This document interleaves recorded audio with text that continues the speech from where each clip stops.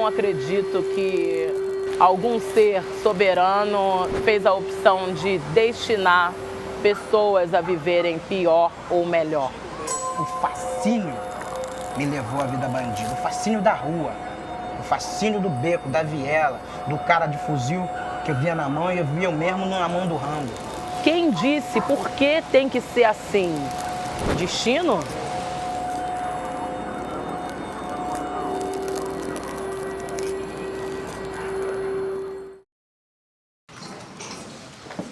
Would you please turn on the lights?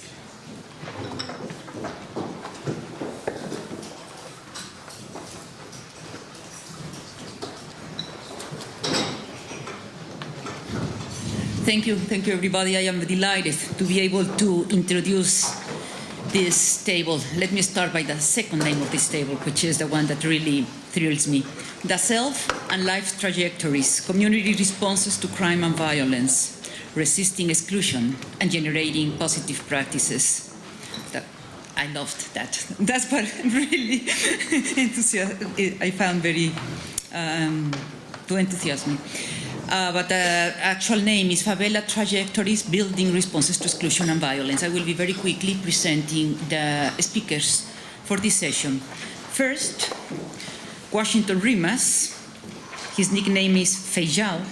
He is currently a conflict mediator in the favelas of Rio de Janeiro. He was involved with the world of crime at an early age when he was 12, and by the time he was 20 years old, he was the chief in command of drug trafficking in the favela of AfroHAGI in Rio de Janeiro. He appeared in the film 5X Favela. Nowadays, he works, and in the film before too, nowadays he works to provide alternative pathways for youth, giving them alternatives to drug trafficking and crime. Today he is a speaker of AfroHAGI group, sharing his experience on violence prevention and tackling prejudice. Washington, the floor is yours.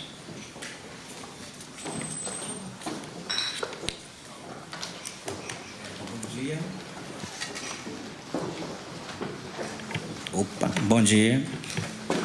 Antes de mais nada, eu quero agradecer a todos. Before anything, I would like to thank all partners on behalf of AfroHAGI and Mr. Junior to have participated in such a beautiful project, so clear.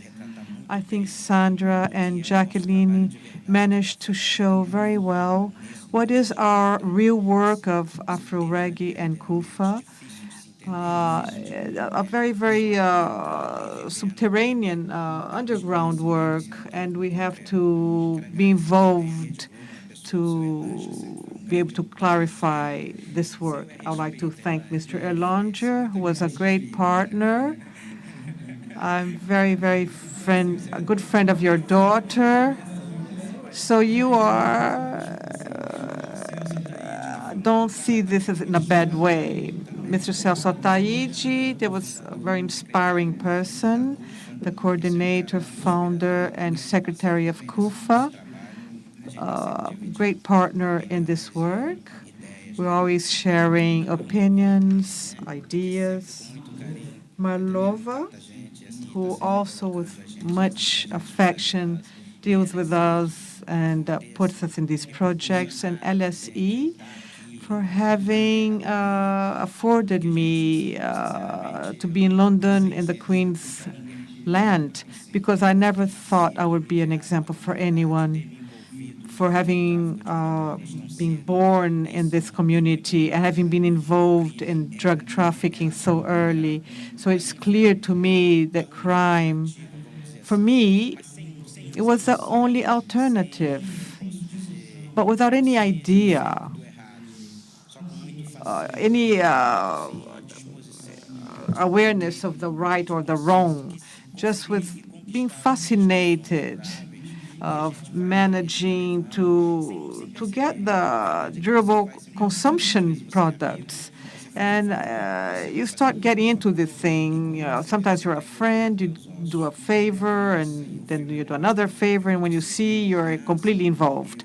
And as the film shows, I was involved as a child. I became a chief of trafficking, And I wanted to be a bandit. I wanted to be a villain. I wanted to be and I was an executive of drug trafficking in my area. And that was a very important role because I was someone in the world, someone in life. And people and the media in the 80s and 90s explored a lot the power and the glamour of the trafficker. And many people thought that the drug dealer was very happy because he was wealthy, he had women, and the power is something that fascinates people. And when you do not know, you have no knowledge, you think that guy is happy. But I know the disappointments that I went through, how many friends I lost, and I can tell you, I lost more than 300 friends in my life, and I wasn't killed because of because of God, because I have been hit by bullets, and now I'm still here, and I'm fighting for a better Brazil, and particularly us in Rio, that have a story of decades of degradation because of violence. So I lived for more than a decade as a drug dealer, a chief drug dealer. And when I left, I went to Salvador in Bahia to try to live a more quiet life. And after 3 years, the police went to pick me up. I was in trial. I stayed a month in prison, and as I was working, and I had a company, a construction company, and because I had to comply with the law, I was 1 month in prison, and then I was acquitted. But I lost money, I lost friends, I lost people that I loved, and this was very complicated. And I almost got back to crime, and I almost started creating one of those wars that you see on TV with different factions because of an evangelical priest. He asked me not to go back to the life of crime. He said that I was lucky because God was with me, because all my friends of my generation were in Bangu 1, which is a penitentiary in Rio. It's like Alcatraz.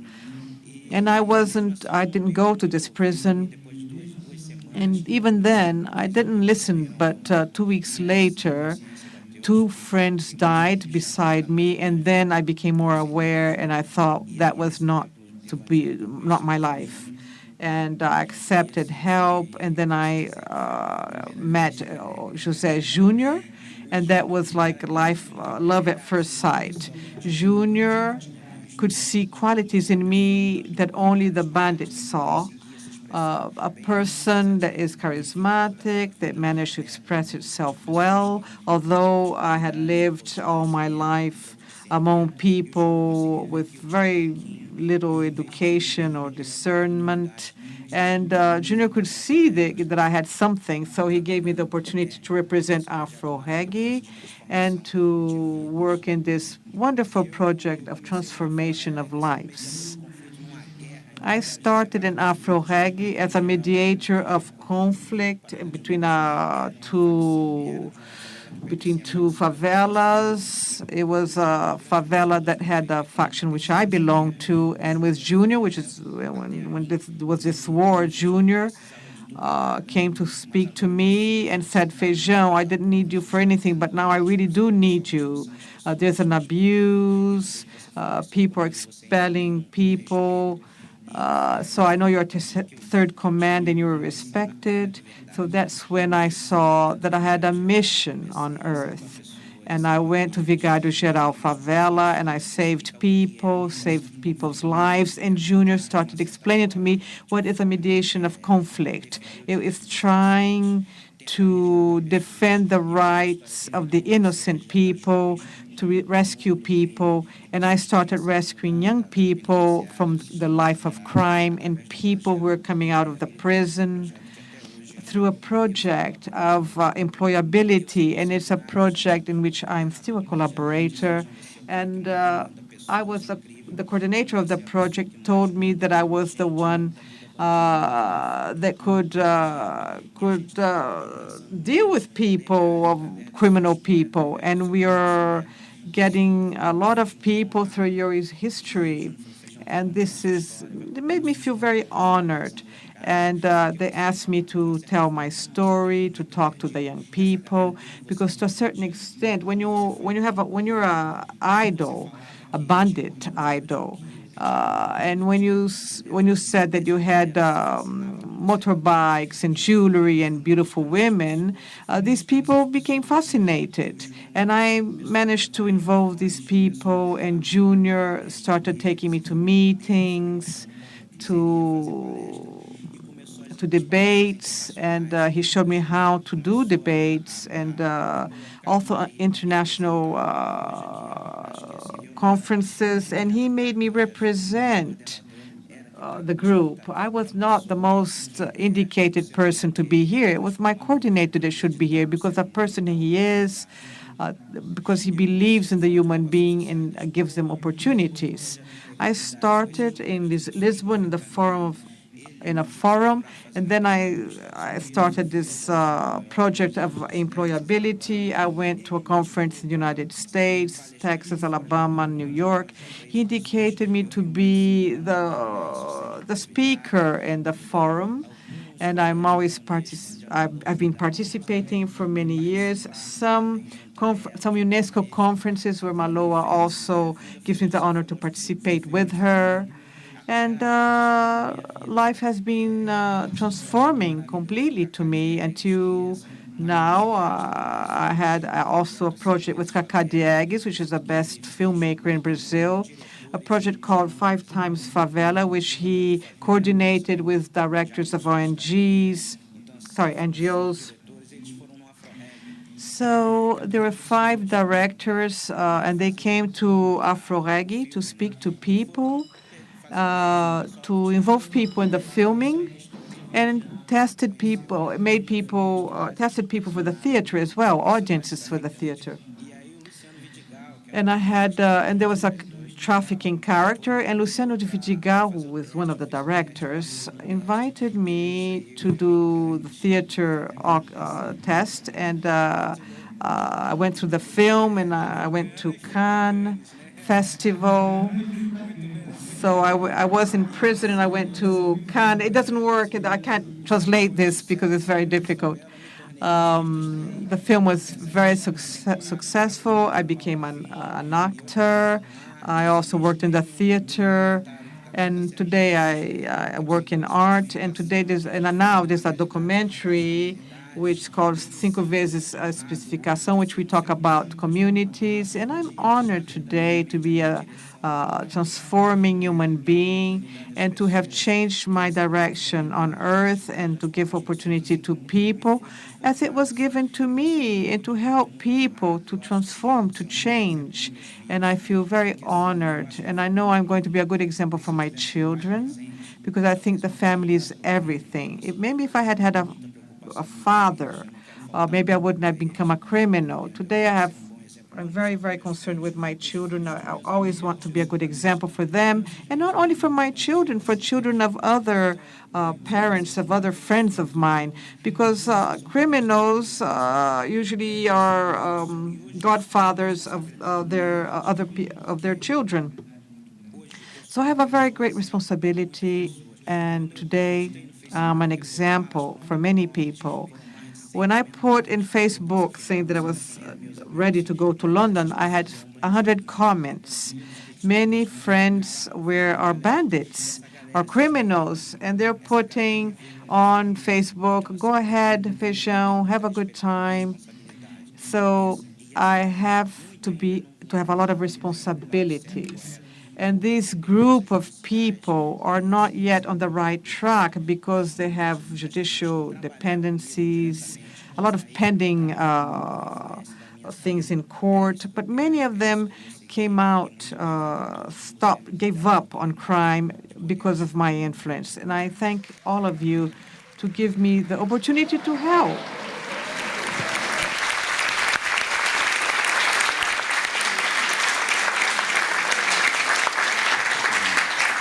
Thank you. Thank you very much, Washington, for your very moving testimony and for showing your life trajectory and how you have changed, what had motivated you, and especially how you now measure and live by the responsibility that you feel that the change is possible because you are a living proof of it. I'd like now to introduce Camilla Batmanghelidjh, right? Did I pronounce it right? That's good. Okay, well, I like the Batman part. Batmanghelidjh, born in 1963 in Tehran. She's a British businesswoman. She's a charity leader and an author. You are of Iranian and Belgian origin, as I read here, but she has been living in England since the age of 11 and has founded two charities, The Place to Be and Kids Company, where she and her team care for 17,000 vulnerable children and young people in London. The charity operates from 3 street-level centres in Southwark, Lambeth and Camden, as well as working in 41 inner-city schools. Dyslexic, she has to dictate everything and cannot text or use a computer, but after leaving Sherborne, she went on to gain a first in theatre and dramatic arts from the University of Warwick. Camila received her honorary doctorate from the Open University in April 2008. Camila, the floor is yours. Thank you very much. Yeah, okay, I'm loud. Would you prefer me to stand up back there? Yeah? Okay. Yeah. I'll stand up for you. What I would like to share with you is my experiences alongside my team of working in some of the most vulnerable communities in London. And I have to start with a sense of deep respect for the children that we work with in terms of the extraordinary courage and dignity that they have. But also, I am very lucky that I have some of the best staff in the world. Our organization has 600 staff, 11,000 volunteers, and now it reaches out to some actually 36,000 children, which is the latest data.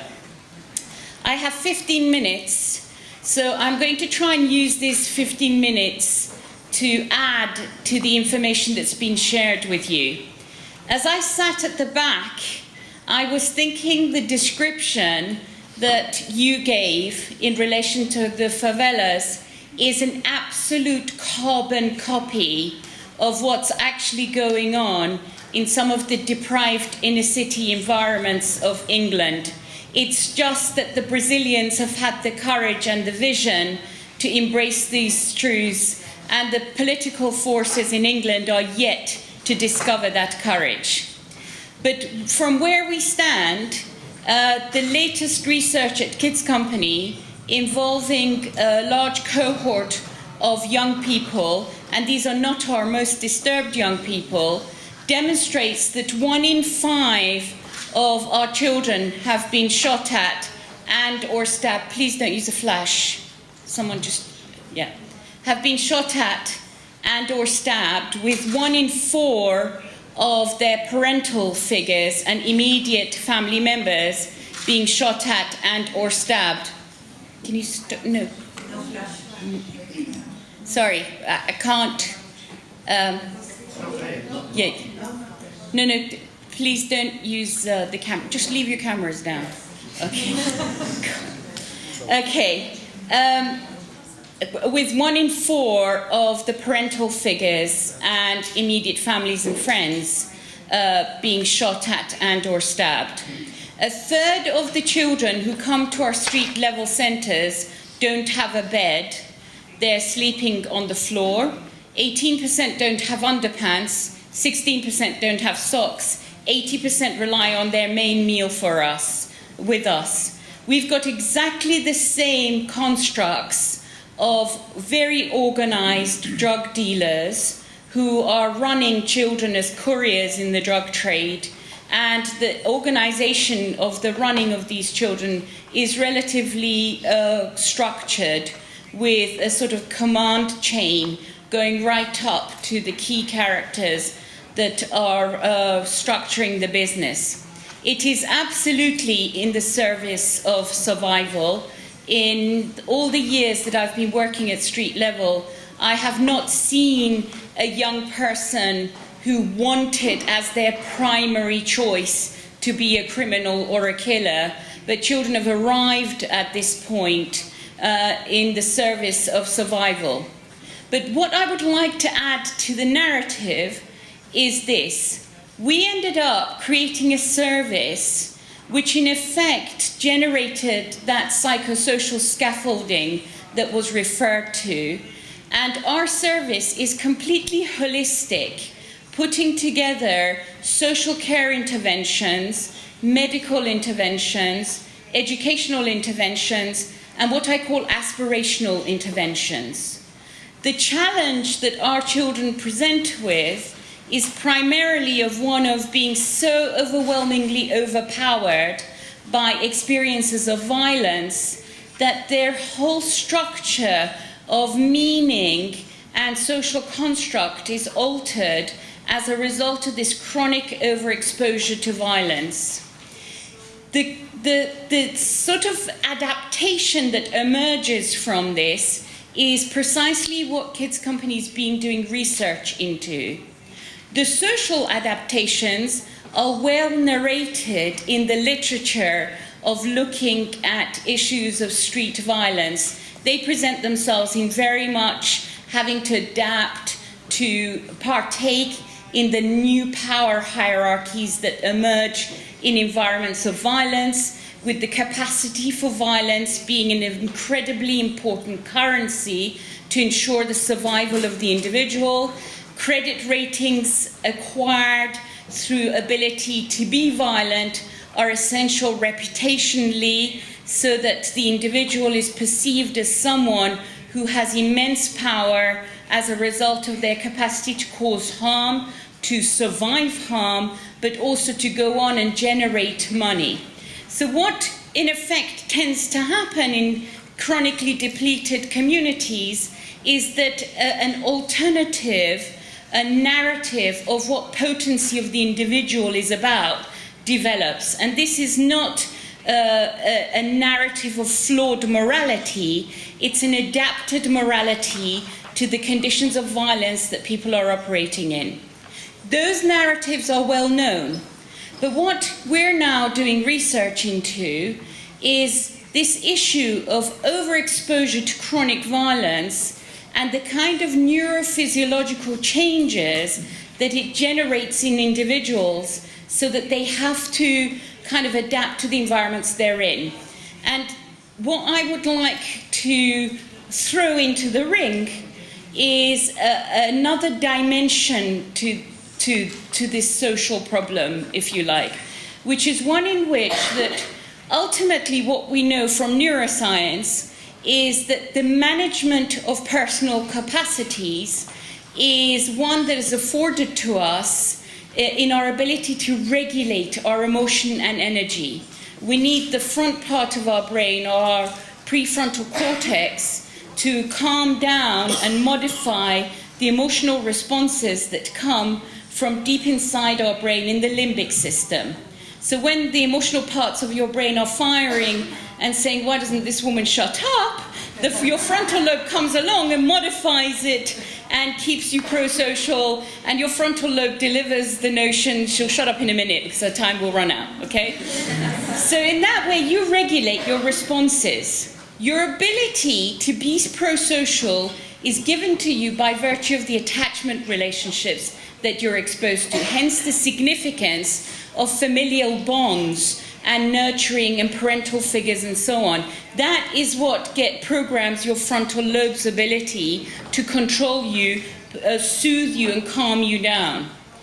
But overexposure to fright hormones, the overavailability of fright hormones from your adrenal glands, means that the fright hormones not only enter the emotional centers of the brain and start dysregulating these, they also dysregulate cellular functioning in the body, and the fright hormone acts as a super efficient ink, storing traumatized events that people are exposed to and delivering them straight to the emotional centers of the brain. The over-memorization of traumatic experiences combined with chronic exposure to conditions of fright results in a dysregulated presentation both at brain and at physiological level, overdriving the individual towards a hyper state of agitation. And when you've got interpersonal conditions of agitation fueled by environmental high-risk levels, what you get is a toxic cocktail with acts of violence and the need to prove one as supremely powerful becoming absolute survival tools. Because one of the ways of evacuating tension from the emotional centers of the brain and at cellular level is actually through acts of violence and through proving that you're top dog. Or you can engage in arts and sports activities, because exactly the same evacuation function is facilitated as a result of things like dance, drumming, sports, trapeze artistry. Those frozen traumatic memories are processed as a result of narrative, artistic activities, compassionate sharing of stories, and so on. So absolutely the arts and sports are providing solutions, but I don't think they realize just how much of those solutions are also producing results on a neurophysiological level. But also, I think society at large doesn't realize just what a time bomb it's sitting on as a result of overexposure of individuals to violence, their then propensity to want to prove themselves as powerful and going on to potentially harm people who would not choose violence as a primary function, forcing the well-cared-for individual who's repeatedly being victimized to upscale their level of violence to survive the perpetrator. And then here is the absolute dynamite of it all, which is epigeneticists' research and suggestion that these environmental demands on the gene expression are potentially resulting in aspects of the gene upregulating itself in expression. So if your genes have the capacity for violence and the capacity for kindness, your environmental overdemand on your genes' negotiation of violent conditions results in those neuronal pathways and the gene expression that is involved in the negotiation of violence upregulating, and then potentially there is a thought that that alteration in gene expression is getting passed down to the next generation as baseline genetic programming. So if we think climate change is the biggest risk we're sitting on, we do well to pay attention to the emotional climate in which our vulnerable communities are nurturing their children. Thank you very much.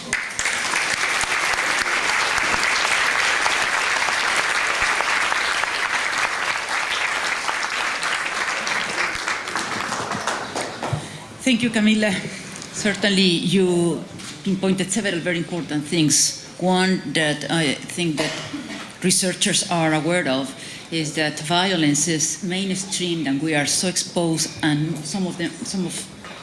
some people are even really overexposed, like the kids you are working with and in the favelas. But paradoxically, being so exposed to violence has made it invisible. So that's something that we need to deal with in our current context, and it is something that has to be taken into consideration in any social transformation that we want to take. And that's what you mentioned, there is a time bomb, plus all this neurophysiological side that you brought to the discussion. I thank you for bringing all that information and sharing it with us. And I now would like to welcome Professor Sylvia Ramos. She's a senior staff member and has coordinated the Center for Studies on Public Security and Citizenship in Rio de Janeiro. Sylvia Ramos is a founder of the Brazilian Interdisciplinary AIDS Association and is a scientific coordinator of the Visiting Researcher Program of the Osvaldo Cruz Foundation in partnership with Rio de Janeiro State Foundation to support research. She works with various non-governmental organizations and has been the advisor to the Deputy Secretary for Public Security in the state of Rio de Janeiro on programs to protect youth, minorities, and the environment. She holds a master's in psychology from the Catholic University of Rio de Janeiro, has researched and published in the areas of youth, police violence, and media violence. Go ahead. Thank you.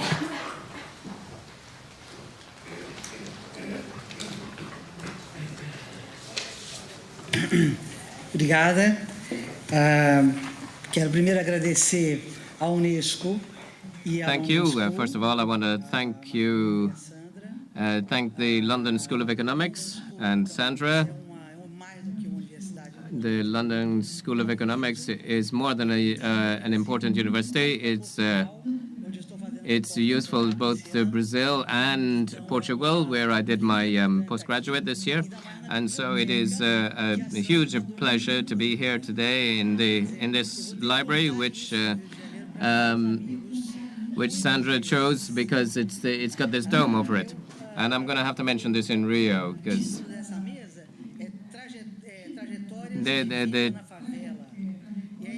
the theme of this is the life trajectories in the favelas. And so I'd like to, in these 15 minutes, to talk about the trajectory of a researcher in a favela in Rio and the role of the researcher.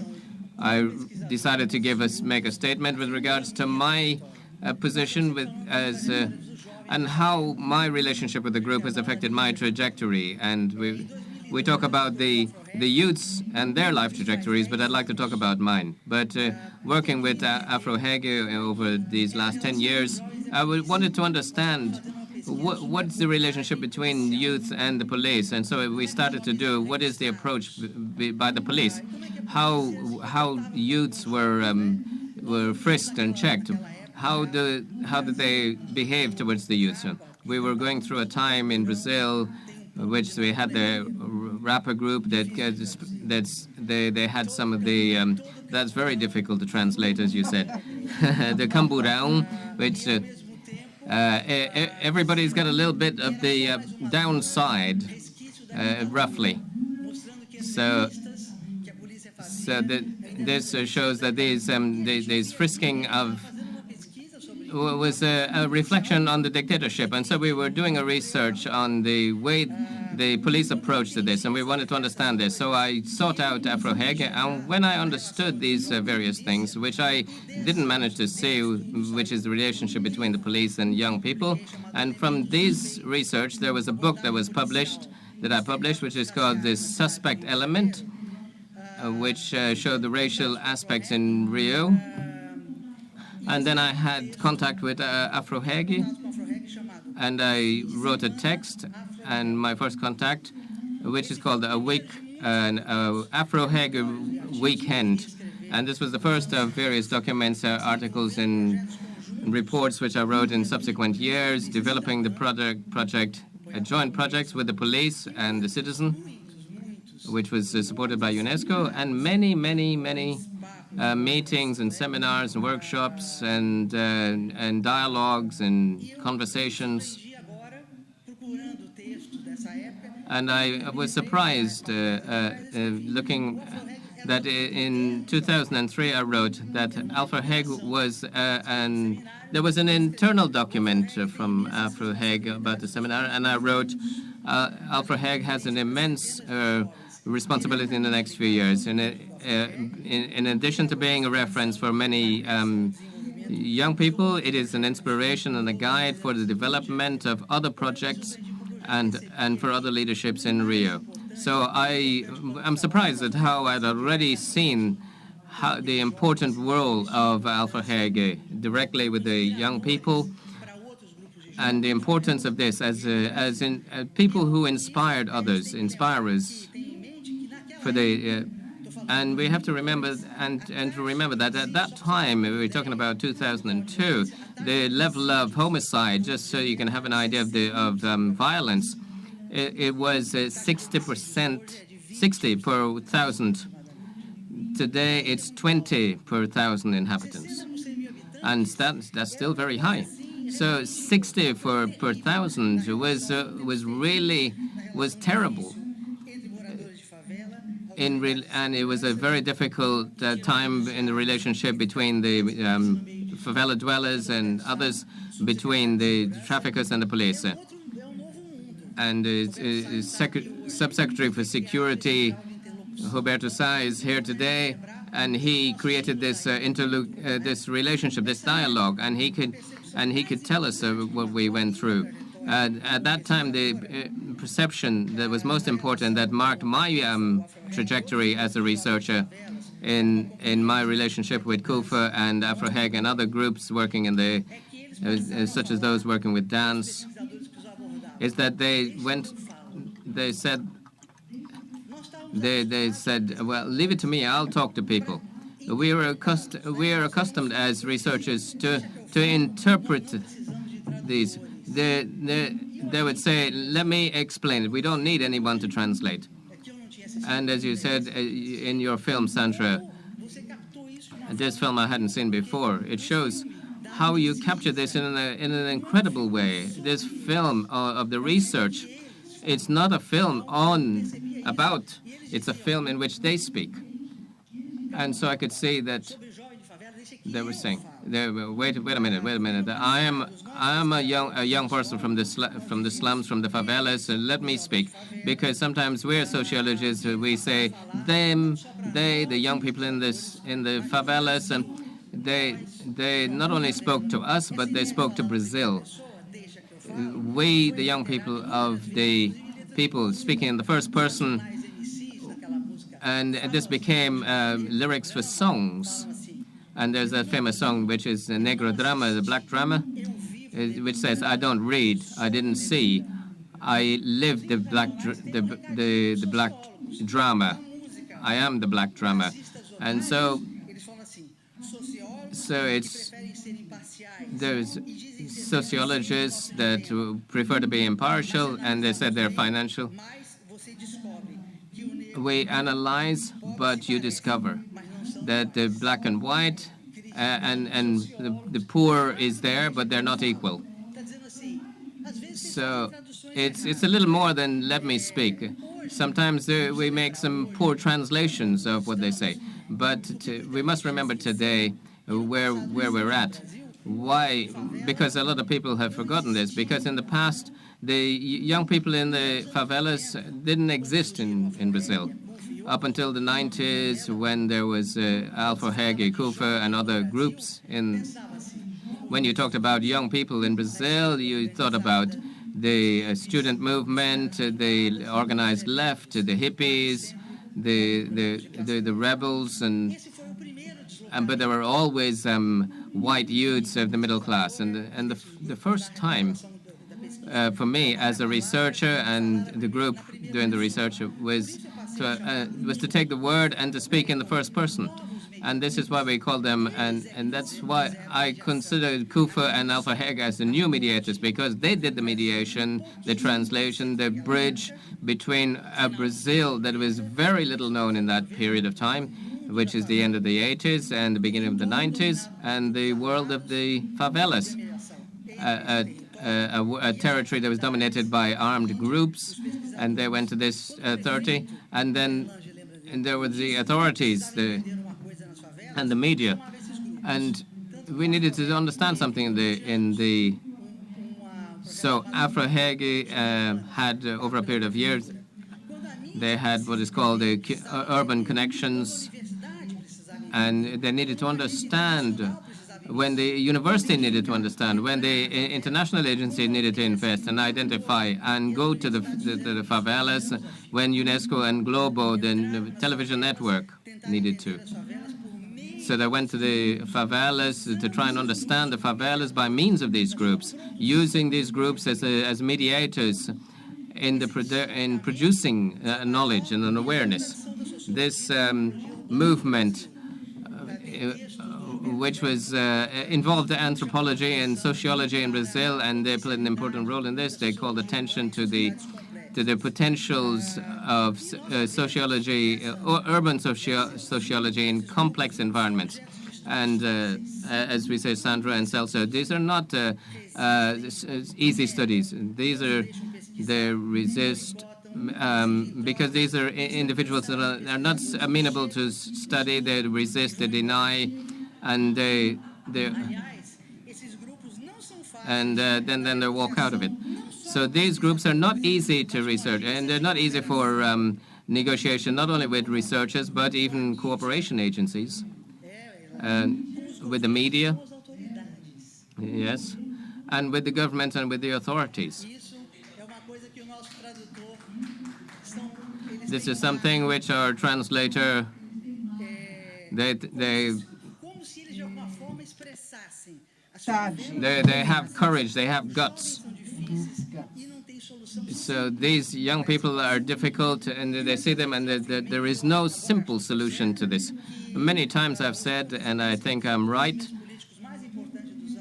that among the political happenings that are most significant in the 90s was that related to these groups in the favelas, which is the ONGs that were created, the women, the feminist movement that was created in the 70s and 80s, the political events that were very important in the civil environment in Brazil during the 90s was the groups in the favelas. And they had various characteristics, mainly these which the research has identified, which is the need for objectivity. And it's very important to say I and my trajectory in life, because it's important that in the past, in the political agenda of the country, the verb was conjugated in the third person. It was when I talk about me, I. This is me, my companion, and all these groups introduced this. The prospect of subjectivity in a way that was very important, which changed the dimension of things. For the researcher, I could understand things better. What do you think of the police? He would say, you know what happened last year? I went to somewhere, and so he told me exactly what happened. Telling me his experiences, his individual experience, and it produced this course on the subjectivity. What is important, I think, is of the various new things that they introduced was these groups contributed to, in the last decade, we could create an agenda for Brazil. Together with other organizations as observers of favelas. We have others who will speak this afternoon, and other leaderships and artists, and they put it on their agenda, the theme of young people in the favelas, drugs, the police, the territories, the turfs in they placed all of this on the agenda, the marginalization, prejudice. And today it's a wave. It's fashionable to talk about the outskirts. We were talking about this in the 90s, and so it's important for us to understand the role of this. After, with the help of the TV Globo. And so it's very important for this, for one of our guests here, who is here today, so that they can see what these groups are doing in projects for children. And it's also important to know how many have been rescued from the drug trade, the drug trafficking, because we can see the favelas are changing. That is, the favelas where 22% of the population live. They're an intrinsic part of the city. The city needs to change. Rio needs to change. And this is the change that we're seeing right now. I'm getting to the end. How many minutes do I have? 1 minute? I have a personal assistant, a personal timer here. Thank you. It's impressive that these groups surprise us. When we thought that the AfroHAGI were thinking that these people were young people that were being pursued by the police, I went and found out from AfroHAGI the following, that now we want to work with the police. That's what the young people are saying. I, who have worked many years studying the police, I was quite surprised, hugely surprised. And in 2004, there was this project together with the police. I had to abandon my own prejudices with regards to the young people of the police. I went to the police, and I also saw that I, as a researcher, had a lot of prejudices and preconceived ideas and frozen ideas about the police, because very often our convictions and beliefs are so based on stereotypes, and that's a very difficult thing. For us to change this, you have to change your beliefs and your convictions, and that's not easy. So what happens with the BPs that have arrived now?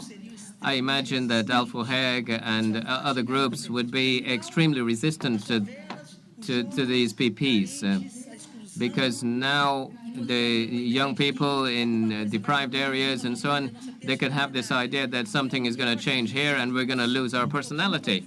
But I think that these groups, together with others in the favelas, are giving lessons to us as researchers every day of how we can relate to this, how the combination between independence and how we can keep a critical sense of self.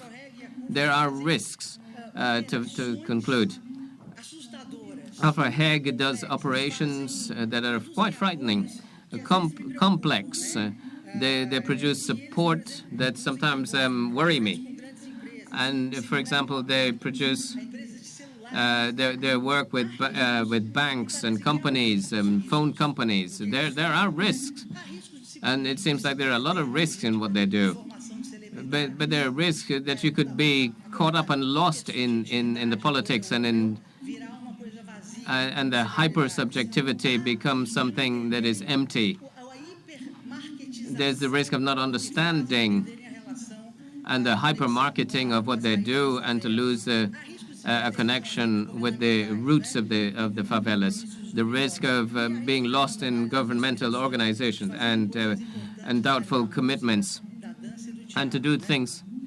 And it's important for them to do important things in music, dance, and art, and theater.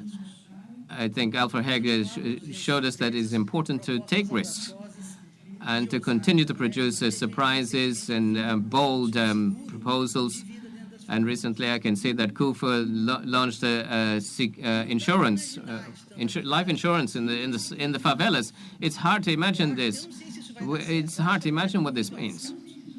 I don't know if it's going to work, but I think it's very risky, even crazy. But I think when I saw this, I could see that this could be one of the most revolutionary form of not that we did a revolution in the 70s, but to change the thinking that the dwellers and the slum dwellers, they have a life that is worthwhile, and that they could have life insurance, and this can change the thinking of the banks with regards to the favelas, and what Rio has with regards to the favelas. I'm going to conclude. When I'm going to do research at present, I found exactly that which I looked for. I doubt it. And so I need to have some surprises. If I'm not being surprised, then something is wrong. This is what you've taught me. Thank you very much.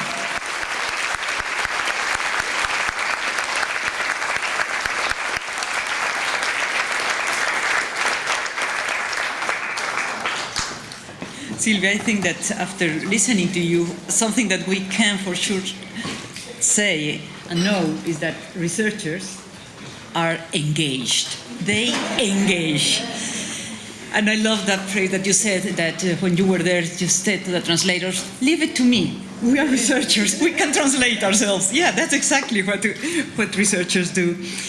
Our research brings diagnostics. I'm not trying to make a summary, but I'd just like to point some things that can then also be feeding into our debate, because as also Sandra's team knows, research brings knowledge, brings solutions, and they also not only produce knowledge, but they mobilize knowledge. And that's something that has been very important, that has been pointed out in several of the presentations and also in the videos.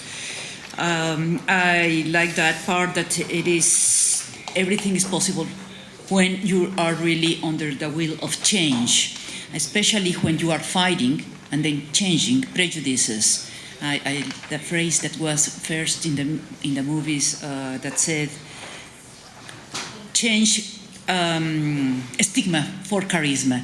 It's so powerful. So, well, now we go to Paul Heritage. He's a professor of drama and performance, director of People's Palace Projects.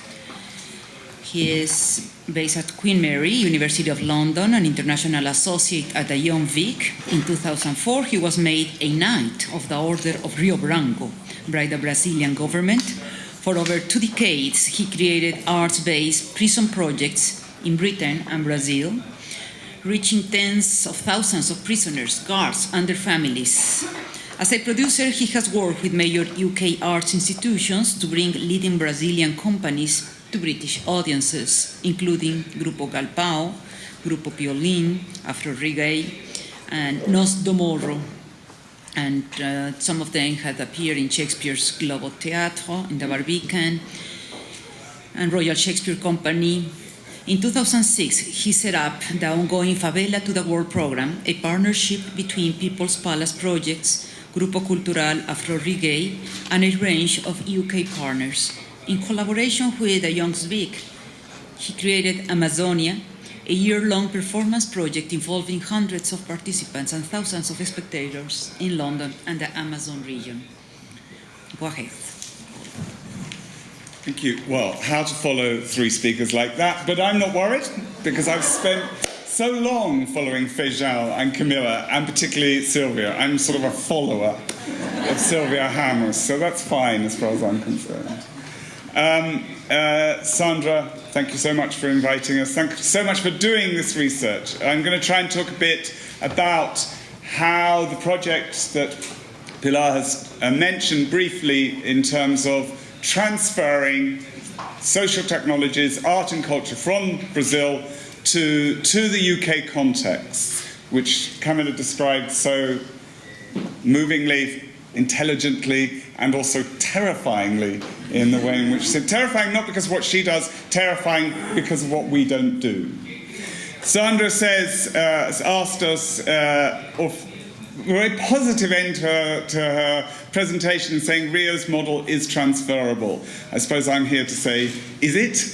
And if it is, what is it that we're transferring, and how are we doing it? How far have we got? For example, since the first meeting I had with AfroHAGI, which was in 1998, thanks to the British Council, and UNESCO, we got together to organise an event called Mudança de Cena, Changing the Scene, at the Hotel Gloria and Teatro Gloria in Rio. Those of you that know Rio will know that is a symbolic space to do anything about change and culture. And when I was thinking about today and thinking, oh my goodness, it's extraordinary, 12 years later, of course, we're still talking the same things we need to. I'm just going back and remind myself, and I'd completely forgotten. I remember that night, because I remember Nós do Morro and AfroHAGI. I invited them to Teatro Gloria to do this grand gala opening. What I forgot when I read the programme again was that the person who introduced it was Pedro Cardoso, who's probably Brazil's leading comic actor from Globo Television. The speakers were François Vefort, the Minister of Culture, Benedito da Silva, the Vice Governor of Rio, Helena Severo, the Secretary of Culture for Rio, and Viviane Serna, the Director of the Institute of Art and Serna that supports so many of these projects. And I look back to 98 to think how far we've come. And then, of course, AfroHAGI came on stage, and I forgot that the Minister of Culture and all that lot have been there. And all I remember now is the 12 years since that moment that has inspired us all on this journey from People's Palace projects through with all these groups. But in fact, of course, what's important, and has been said, I think, in so many different ways, is these incredible partnerships that AfroHAGI and Kufa and so many of the other groups have managed to establish. The fact that the Minister of Culture was there on that stage, from a very different sort of politics from the current government, the fact the Secretary of Culture was there, the Vice Governor was there, is, to a certain extent, a part of the challenge back to us in the UK. Are we making those sort of connections? In many ways, since 2006, when we've been engaged in this project called From the Favela to the World, where we've made another project called Points of Contact, which is a project funded by the Ministry of Culture in Brazil and the DCMS, the Department of Culture, Media and Sport here, to look at a policy exchange in this area of the social technologies of the arts, bringing people, exchanging ideas. We've done a lot of the connections to Brazil. I sort of like to think over the last 6 years, we've started to create those dialogues. I'm more worried that we haven't created the same dialogues for ourselves sometimes in this country. That one of the things that I think has been so extraordinary has been to, and what the research brings out so beautifully from Sandra and her team, is how institutionally Kufa and AfroHAGI operate. When I look at the research, I think this is an institutional challenge to us. I loved your diagram where you had the academics and the artists and the academics and the NGOs and the financiers, and it does seem in your research you found a sort of perfect circle around that. And it's that which we still lack, I think. When I look at that research, I think, fantastic. And then I think, who do I pass it to in this country? And as Sandra knows, and Pilar knows, I spent most of my time since we did the event in September in Rio going, you've got to read this stuff, you've got to think about this. But I'm not even sure who I know to be passing it on to. Who have we got to teach? Who needs to learn these lessons? And that's one thing, that the phrase that's for me most clear and has been at the centre of our work since 2006, where we've been transferring these, trying to look at this knowledge transfer, has been what Sandra calls bottom-up arts organisations. Actually, find that phrase difficult in English, but the inside-out nature of what these arts projects have given us. The way in which these arts projects have emerged within communities and then gone out from them. The realisation that in the UK, for all sorts of very good reasons, our initiatives in this field tend to have a different dynamic, almost the opposite dynamic, of artists, of academics, and of activists, going from outside into these communities, stimulating activities which will then hopefully bring about change. That model has failed. Pilar said in her introduction that so much of the discussion of this area is about failed models. What works? That constant, almost self-feeding frenzy around this field. What works? What are we going to do? What can we do? Whereas in fact, what of course we meet with AfroHAGI and Kufa and the other organisations like Moscow is this incredible optimism, positive nature of their coming out and showing us what they're actually already achieving.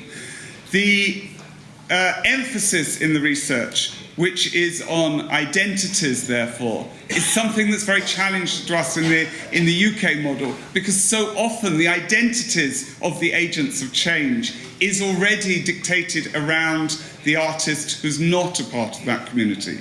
It is interesting, when we did the first event at the Barbican, when we took AfroHAGI to the Barbican and played on the main stage of the Barbican, I have to declare, I'm a producer of AfroHAGI, so I've suffered more than anyone what Sylvia was talking about. These are not easy things to achieve, to produce AfroHAGI on the main stage of the Barbican. But Camilla was there. Why was Camilla there at that first debate? Because there wasn't anyone else, really, in the UK scene to bring into that discussion. Of course, the Barbican itself staged it. That's what's so fantastic. We'd learnt with AfroHAGI, you've got to have those big partners. That's what Kufa and AfroHAGI do. They have the best partners. They bring them together. But most of the projects, the arts projects, as Camilla knows in this country, are very well structured, very well done, but are arts projects that go into things and don't come out. So when we think about what are we transferring, is it AfroHAGI's drumming? Is it Kufa's amazing work in audiovisual, in hip-hop, in rap, in all those things that Kufa do? It can't just be that, but what is it?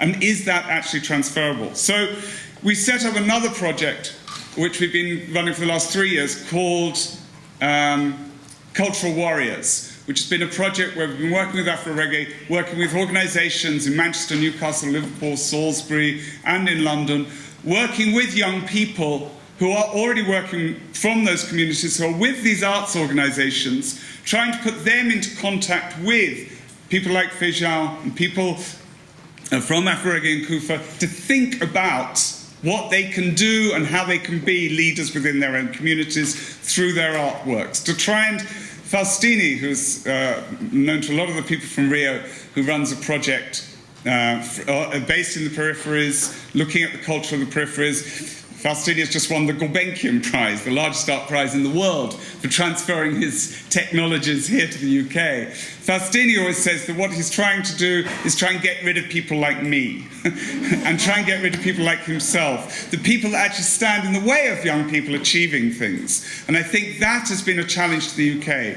to think about our art structures, which are so extraordinary. I'm not going to degrade them. We have some of the best arts infrastructures set up after the Second World War that are a model for so much good action.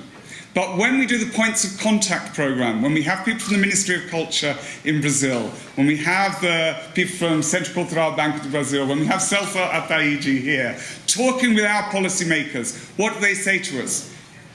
Since John Maynard Keynes, we might mention his name as and we're in the LSE, set up the Arts Council, we've set up great art structures. We've got great arts policy. But where is our cultural policy? What have we done to actually stimulate the cultural policy that we will need to face these social crises? And many of us think what the dialogue that we've been trying to do with People's Palace projects through with these institutions has been to think more about the needs of a cultural policy with artists and with arts institutions, and less perhaps about some of those arts issues. I do have issues with Sandra's research, as you know, that art tends to get put into with imagination and dreaming, and not to be a sort of separate and social activity in itself. But what's so fantastic about what they've done within this research to reflect that way in which the arts work has to be part of those social mixed cultural identities. Once it's separated out, which is a result of all sorts of forces, then you're never going to find, perhaps you're not going to find what Kufa and AfroReggae really do. Perhaps you'll lose the essence of it. And I think this research is incredible in terms of what it does in terms of AfroReggae and Kufa. What's been extraordinary has been also within our Points of Contact program, has to be able to work with, as you mentioned, the quadrilla groups from Acre, the poetry groups from Sao Paulo, from the dance groups from Bahia, to see that time and again, when you go back to these arts projects, it's actually the same features that you're looking at, that it's about communities that are self-organising around arts and cultural activities, and that is where the change, it's in that the change is happening. So, Sandra, in the film, somebody talked about telling their stories, how extraordinary it is that so much of what the work that AfroReggae and Kufa does is based in people like Fejal, people like Celso, people like Enve Bill, being able to tell their stories. And a really crucial thing that you can only see it actually there in the room is to be able to look into their eyes. Junior and Fejal have said to me in the past, do you know the protagonists in these young people's lives? We know that Camilla does. She knows the protagonists in those young people's lives. So many of us as artists working in these situations cannot look in the eyes of the other and know those protagonists. That is one of the things I think that they have brought to us, to tell their stories, to look into those eyes and know who those people are and what they face and what they fear. And to give them that wonderful word you use, the courage to be able to make change. I think that it's those features that we've seen across the time where we've taken AfroReggae into schools in Hackney, where we've taken CELSO into a project in Manchester with 13-year-olds creating their own manifestos. It's that moment when CELSO can look into those young people's eyes and find something that he has experienced, that he knows, that makes those connections. But at the same time, we need those meetings with the policymakers. We need the ministers, the secretaries of states. We need to find ways, and that's why I think the research is really leading us, of making those connections. When you talk about crossing borders, I want to go back to that moment when Pedro Cardoso introduces Vefor and the rest. These guys, they cross borders in ways we cannot do. We did that with Alanja, when Alanja permitted us to work with AfroHAGI and some of the great TV stars from Globo to make Antony and Cleopatra on the border between two favelas in conflict. And it's because of the capacity and the imagination to make these crossings that these moments, symbolic and real moments, happen. And that's the challenge back to us, whether we are able to cross those borders. And I want to cross just one, just to finish. Across the border between me and the speaker and the audience.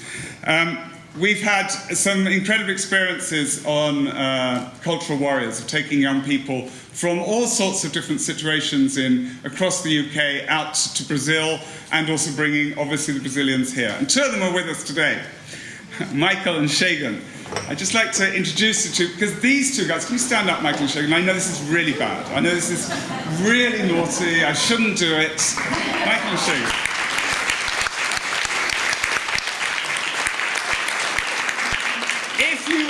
If you can sit down, it's okay. I know it's really embarrassing. They are actors, though.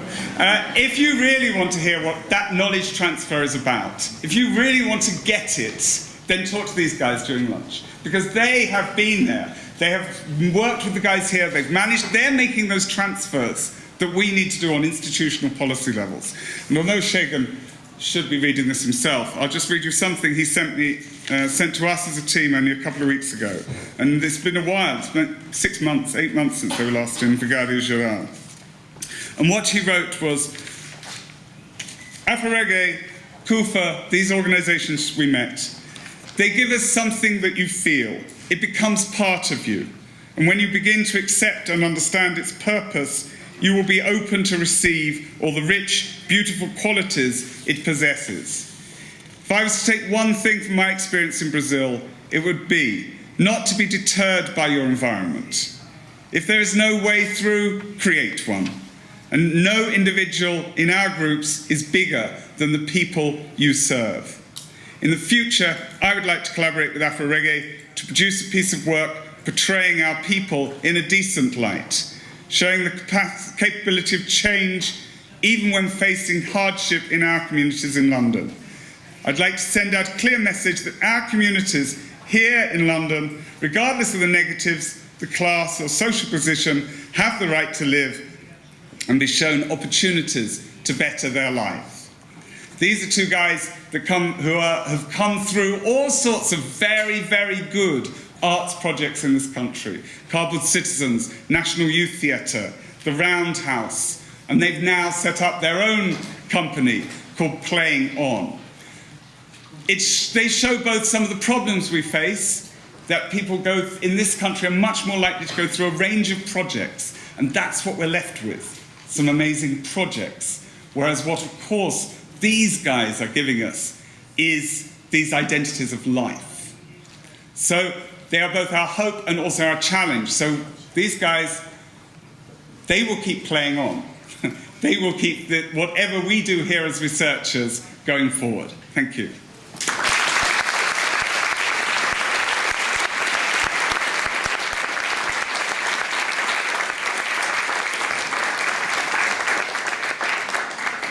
When I met Paul, he introduced himself as a fan of this research, Sandra. So, you see, but this is strange that you asked the first question when you were addressing the audience if really this knowledge is transferable. And then you use all the time to demonstrate that it can be.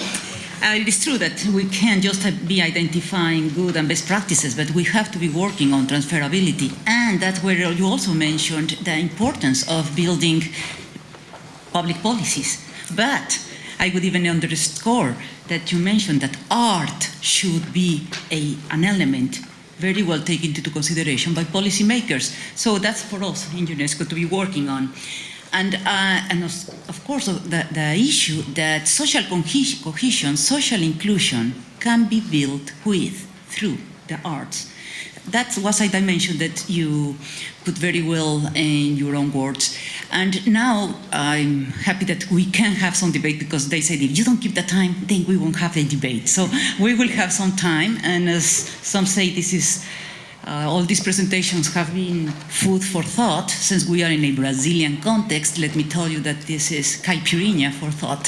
So with that, let's start our debate. Who wants to take the floor?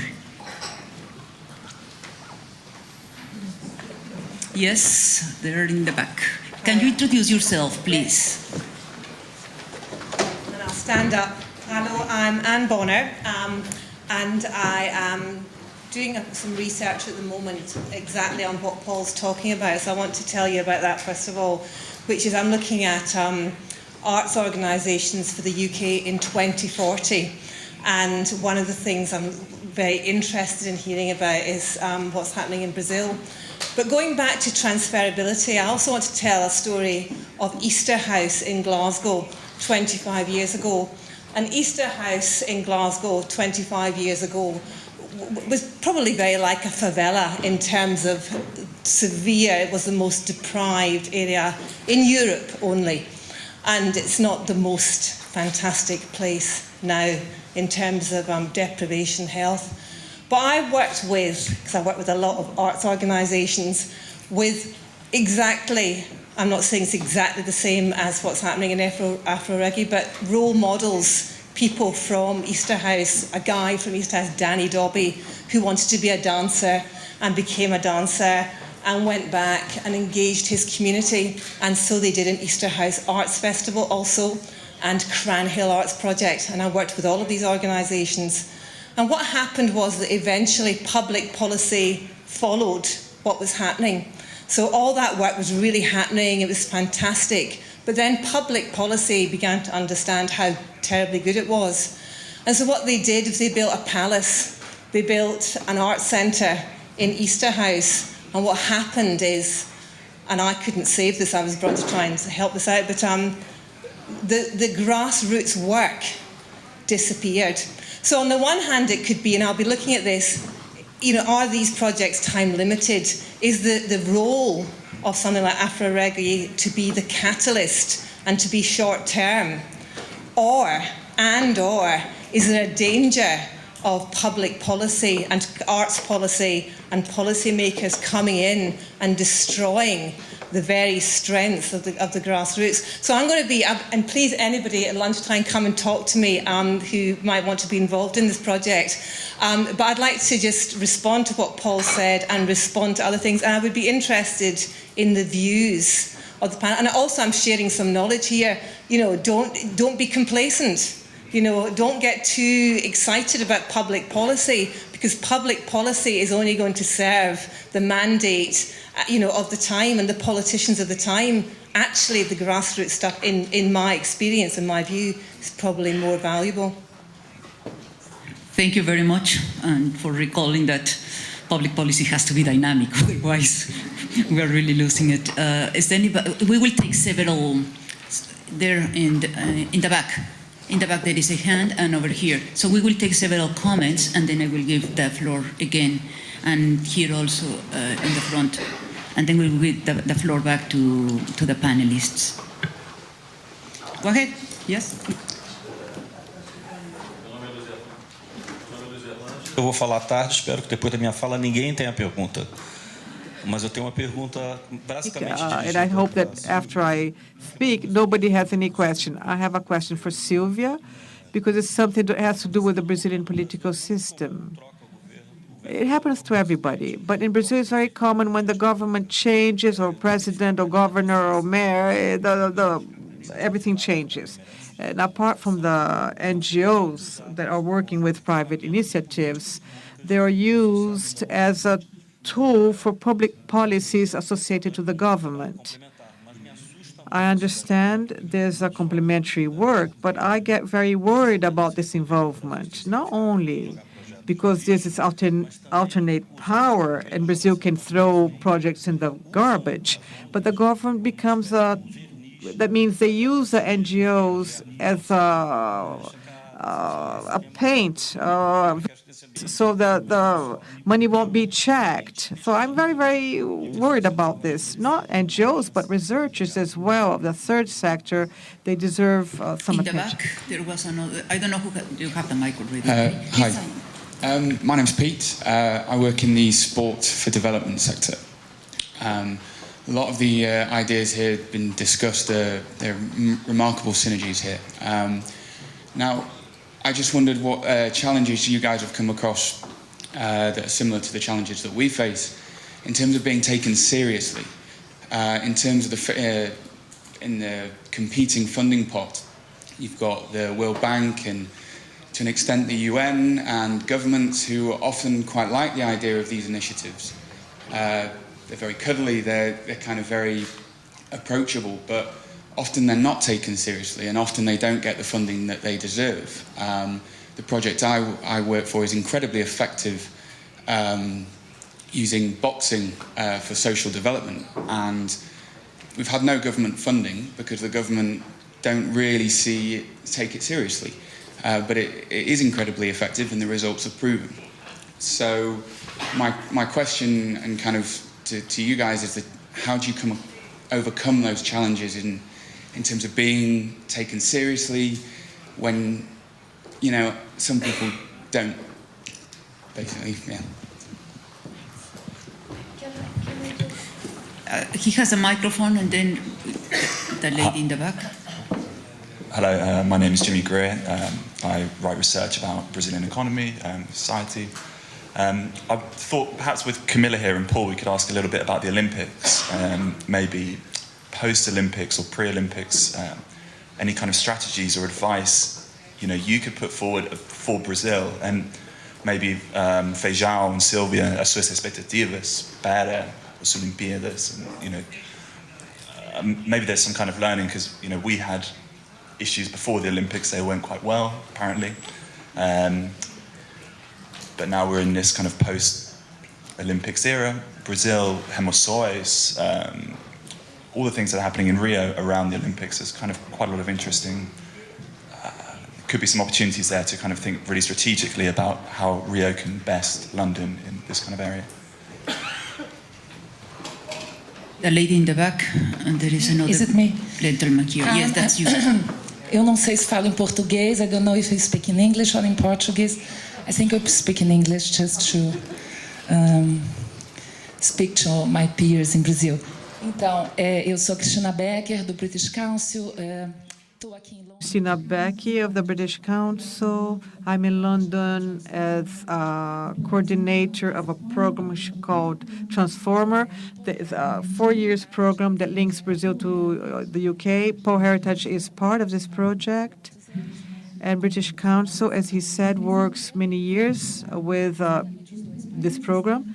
And this program is going to link the two countries in this question that has been debated here. I just wanted to say how much a program, art program, can deal with the questions that are being raised here. And also, I'm here at lunchtime, so you can talk to me. And it's very enriching what is being presented here. Our perception is that we found a great willingness of the British institutions to work with Brazil, and a willingness of Brazil to work with the UK, and how, and through which channels, and how can we contribute for this connection so that it's made softly and nicely. So the program wants to deal with this dialogue, promote this dialogue, and to work with this exchange, to create something new. Brazil has much to do, to bring here in terms of all this innovation and creativity. As how can UK seize this, and how can they have a dialogue? So thank you. We'll go to the speakers. Thank you. My name's Greg, and I'm come from a charity called Albert and Friends Instant Circus, and we work all over London in some of the most deprived communities in London with young people trying to promote self-esteem and trying to broaden horizons. And my question is that it's quite hard to know, and what I've heard today from all of the speakers and from your speech also has been really inspirational, really already has shown me what we can be doing in our work and what more we can be doing on the ground in terms of inspiring young people. But my question is related to what you were talking about, Paul.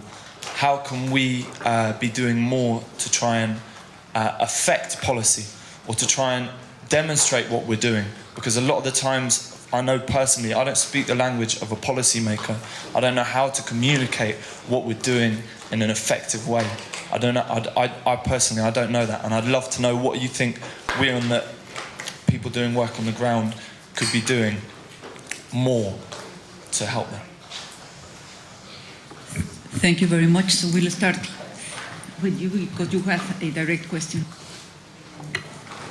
2 minutes. Bem, primeiro sobre... Primeiro eu queria fazer comentário rápido. First, I'd just like to make an observation.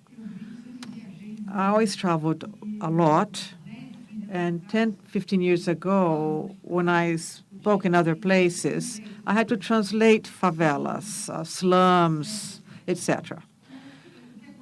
But what happened is these groups put the word favela first in Brazil, when the Central Única de Favelas was created. That was shocking, because favela, we didn't even speak the word favela when the Observatório de Favelas was created, Observatory of Favelas was created.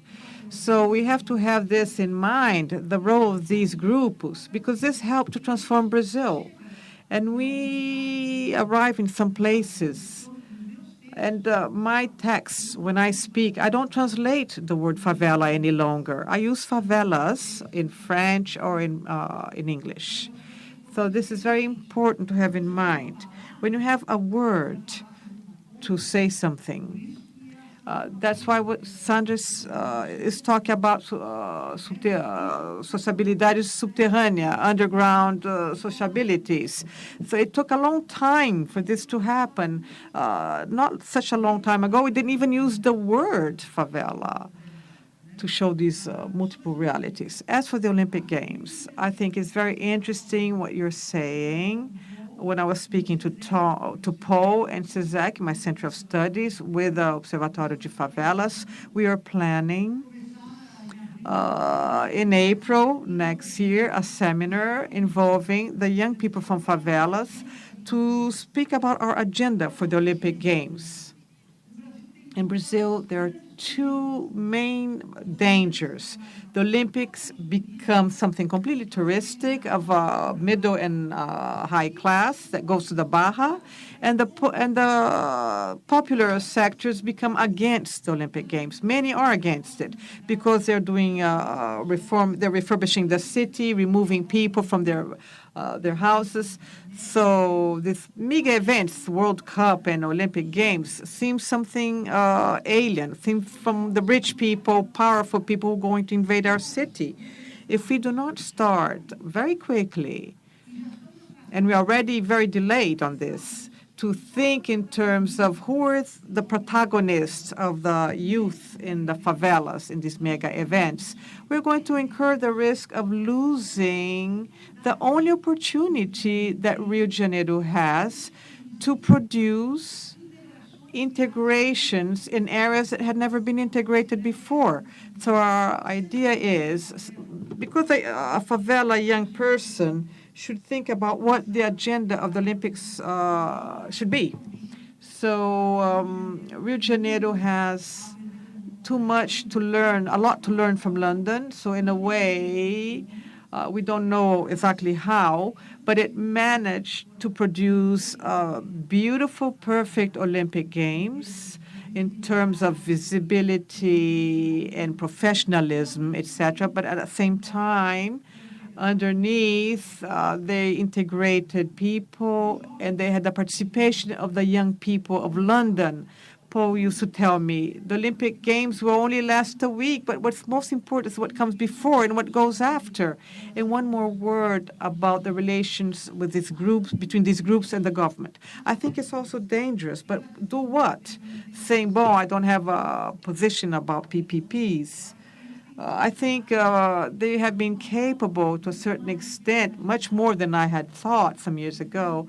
They had been capable of maintaining a relation, they never supported any political candidates. I don't know if Celso is going to speak this afternoon, but maybe he'll say that this is a principle, or how do they manage this? But I think we have to, it's important to have the courage to support policies and not politicians. And it's been done much better than it has 10 years ago. What I would like people to think about is maybe when we do things, we lack a theoretical framework around it. And I want to take the example of the arts. If you look at the arts as a pathway, you will notice that the arts can be used therapeutically solely. And there are people who go and use the arts in order to work through their personal traumas.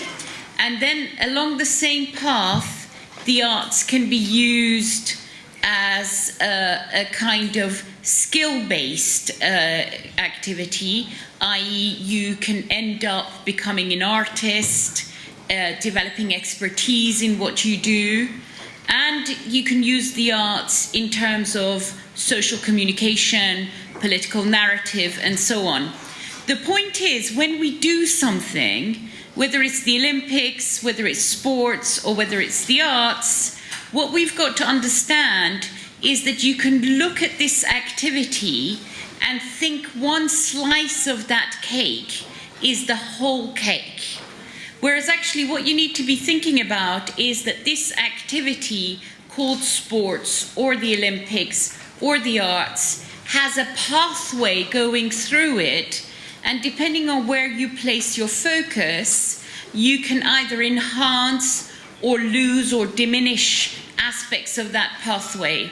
So I want to address this issue of whether the involvement of the government changes the nature of the art activity. The answer is yes, if you lose your theoretical framework, and no, if you really know what you're doing and you adhere to a theoretical framework, you have a robust clinical intellectual property with which to negotiate with the government your position.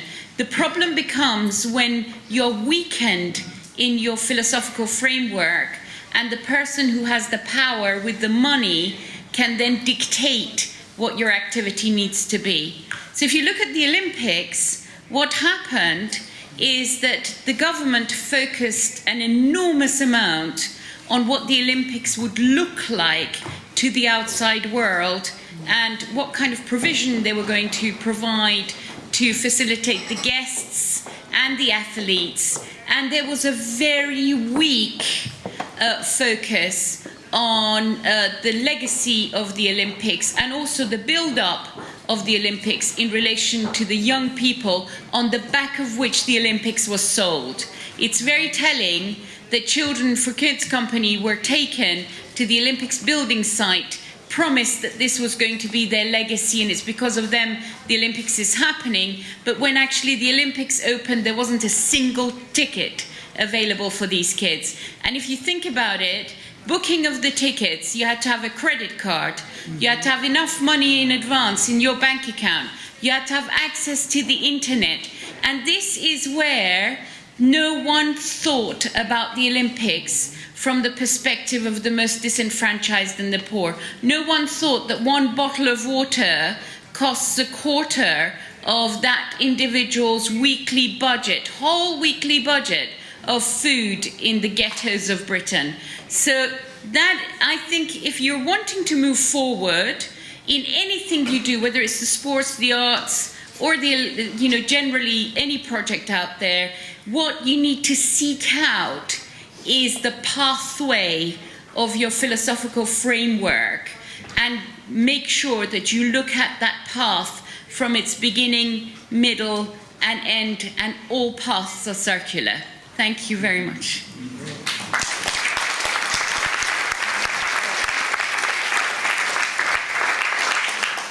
Feijão. First thing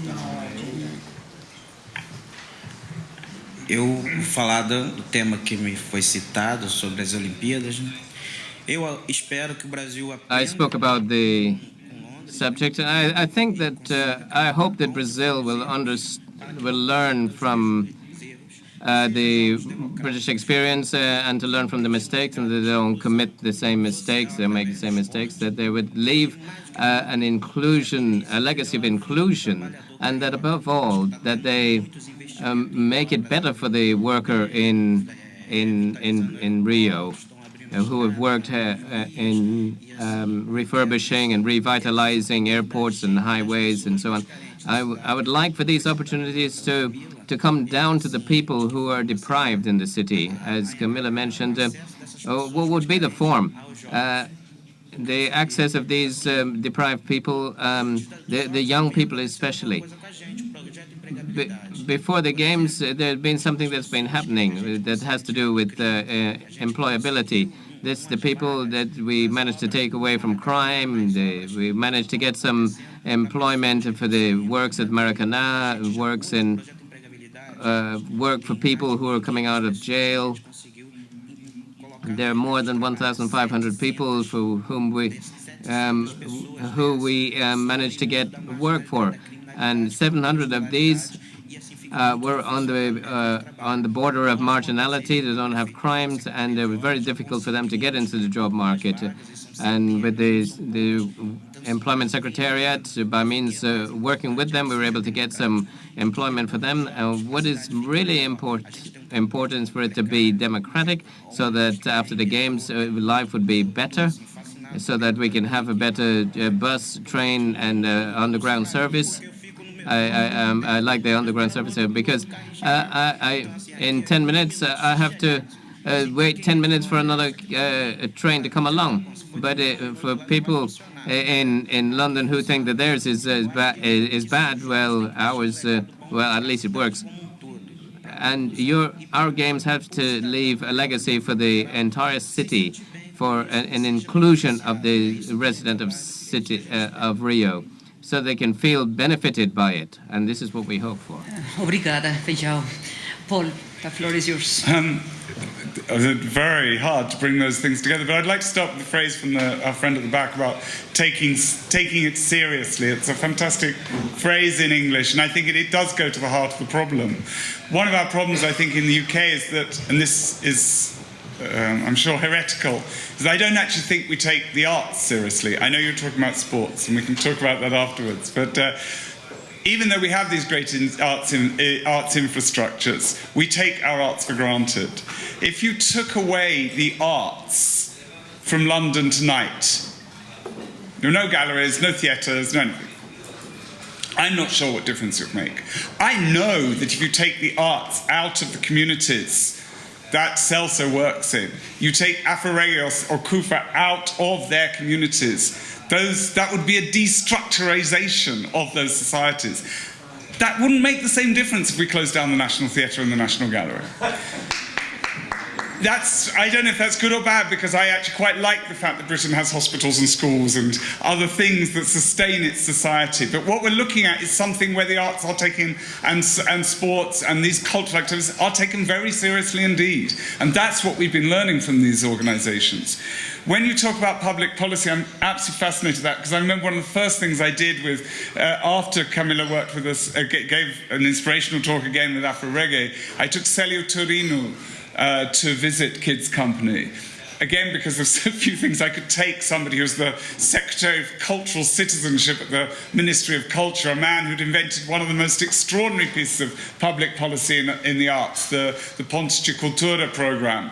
What was I going to show him here in the UK was to show him Kids Company. I do believe these dialogues with public policymakers are really important, because I think one of the things that we need to discover is that we don't need new public policies. We don't need politicians or policymakers inventing new arts projects. What we need is a way in which our politicians and policymakers can understand the resources, the arts and cultural resources we have, and find better ways of using them. It's about, as Gilberto Gil, and God knows nobody knows better than Gilberto Gil, it's about the flux and flow of culture. What has been so extraordinary in Brazilian cultural policy, I think, is that you have found a way to make new connections within your own country, across things. And that's something, as I said in my talk, I think we hope to learn from. And nowhere better, perhaps, than the Olympics to do that. I was the biggest cynic of them all, but I was actually, and I know all the arguments against, I am the person who said to Sylvia, it didn't happen in a week, by the way, the Olympics. It felt like it may have lasted that, but it was a sort of 5-9 week period or whatever. Of course, it's about what's before, and of course, what's about after. But the symbolic level of those weeks were extraordinary. I do believe, I am now the positivist around this, I do believe that it can be an extraordinary experience for Rio, because these organisations know how to work on a symbolic level like nobody else. I think you can find the practical in the symbolic with it. And I think that the projects we didn't do in London, I hope we can take out to Rio as much of the projects we did. And Sylvia and I are joining forces for this seminar with the British Council. We're going to be working in next April, because actually the International Olympic Committee has their knowledge transferred to Brazil this November, in which 30 minutes is going to be spent on culture. I like that. So we're doing something slightly bigger next April, in which we're going to look at the ways in which London could say what it didn't learn. And we brought a lot of Rio artists over here, who were here occupying the city. And so they're going to be the ones talking back to the Rio people about what was good and what was bad around it. And just to finish, I think that the key word, hearing what everyone's talking about, is that word around negotiation.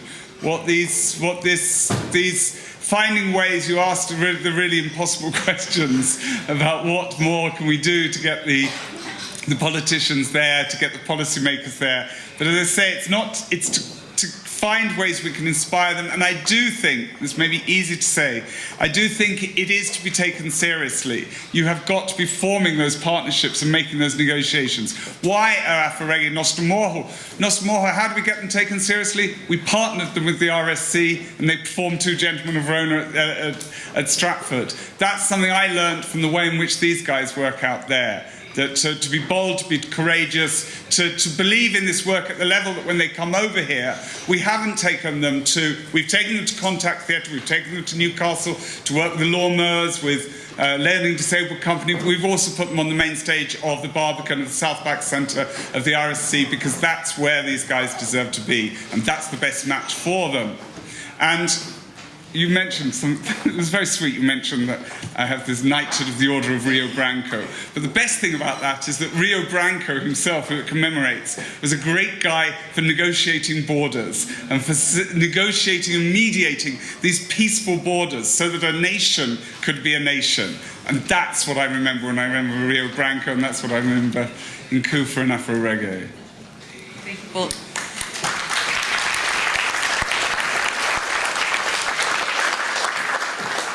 We are almost running out of the allocated time, but however, if anybody has anything else that wants to say, or if they feel they will die, it's better that... Okay, go ahead. Don't die, please. You'll need to be short, please.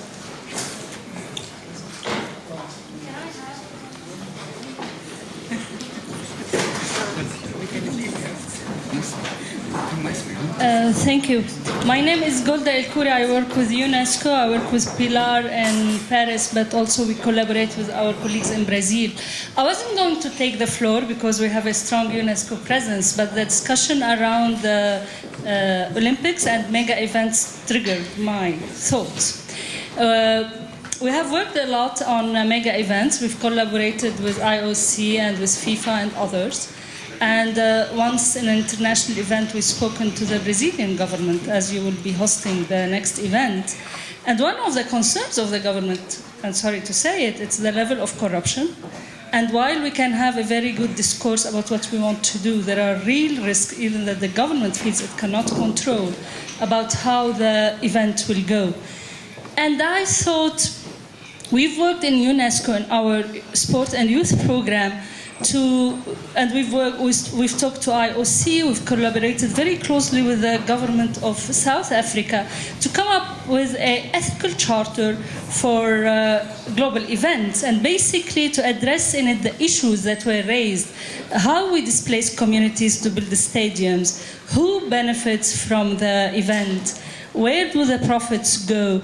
What's left behind for people? And there were evaluation studies made in South Africa that I think brings lots of learning for Brazil. And I was thinking also that the experiences of KUFA and AfroHAGI are relevant for the organization of the Olympics. Because to me, what those two NGOs, I don't know if you call yourself NGOs, I know that you put in questions how NGOs work, the power is by bringing all stakeholders together. And I think there's a golden opportunity for Brazil to give a lesson to the whole world and to all the Olympics to follow, is to bring this partnership together in organizing the mega event, the two events 2014, 2016. So it's not only look at the governments and how IOC and FIFA organize them, it's also take a leading role in staging it, in developing maybe this charter, and then working on transferability. This is a lesson also for the world. Thank you.